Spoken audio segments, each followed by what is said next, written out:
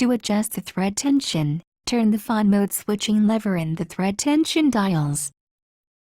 Before turning the fine mode switching lever, match the mark on the machine with the mark on the hand wheel.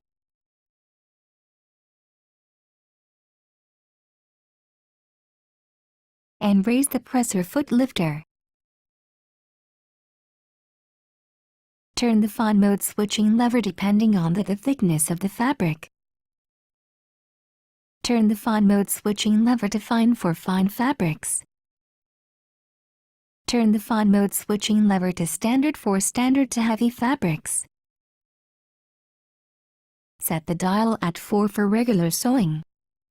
To sew on a scrap piece of fabric you intend to use. Set the dial at a lower number when the needle thread tension is too tight. Set the dial at a higher number when the needle thread tension is too loose. See the instruction book for more details.